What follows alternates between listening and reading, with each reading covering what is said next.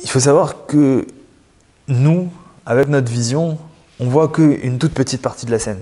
On voit qu'on traverse des choses, on voit qu'il se passe des choses dans le monde, on voit beaucoup de choses.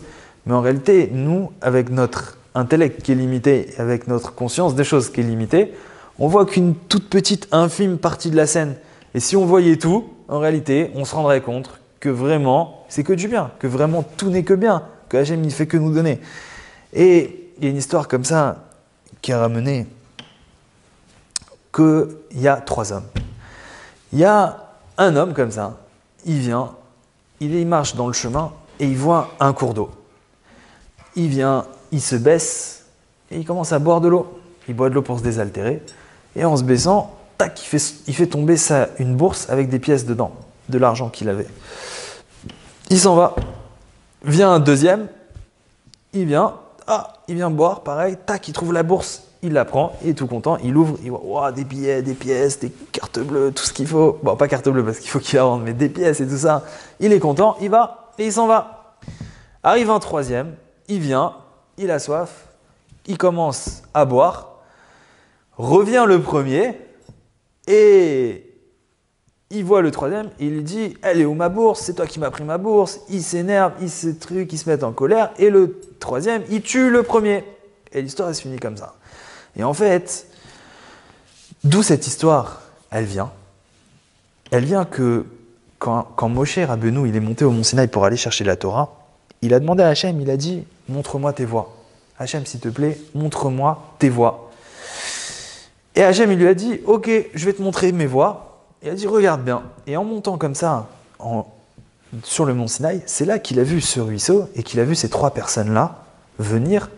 Une donc boire et perdre sa bourse, l'autre trouver la bourse, et la troisième venir boire et se faire tuer par la première.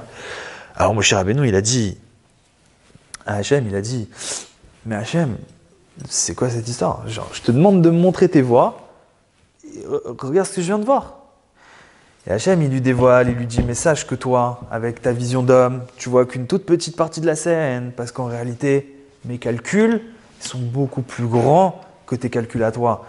Ce que moi, je dirige et ce que moi, je fais, toi, tu n'as conscience que d'une infime partie de la chose. » Il lui a dit « Viens maintenant, je vais te raconter la totalité de l'histoire. » Et il lui a montré qu'en réalité, le premier qui avait perdu la bourse, en réalité, cette bourse-là, il l'avait volée au deuxième. Et c'est pour ça que le deuxième, il est venu, il est pour boire, et tac, il a trouvé la bourse qui était en réalité sa bourse. C'était l'argent qui lui revenait à lui. Et il est parti. Et ensuite, donc le premier qui a perdu sa bourse, il est revenu, et il s'est fait tuer par le troisième. En réalité, qu'est-ce qui s'était passé? C'est que le premier qui s'est fait tuer, lui-même, il avait assassiné, sans faire exprès, le père du troisième. Ça veut dire quoi? Ça veut dire que le troisième, lui, il s'est fait tuer son père par le premier. Et donc lui, il a le droit, c'est comme ça, c'est un droit de la Torah, hein, que quand il y a un meurtre comme ça par mégarde, il y a ce qu'on appelle le vengeur du sang. C'est un proche, il s'est fait tuer, il a le droit d'aller, de courir et de se venger. Et en réalité, quand il a tué maintenant le troisième, c'est ça qui s'est passé. Et on voit qu'au final, maintenant, quand Hachem il a expliqué l'histoire à Moshe, on voit qu'en réalité, chaque chose était parfaitement à sa place, chaque chose était parfaitement juste et chaque chose était parfaitement bonne en elle-même. Mais ça, il n'y a que Hachem avec sa vision. Et nous, par moments, qu'on arrive des fois à avoir des dévoilements que Hachem il nous fait sur notre vie ou sur la vie des autres ou sur l'histoire de l'humanité et du peuple juif en général, qu'on se rend compte que voilà, qu'au final, c'était un grand bien qui est sorti de ça et qu'en soi-même, c'était du bien.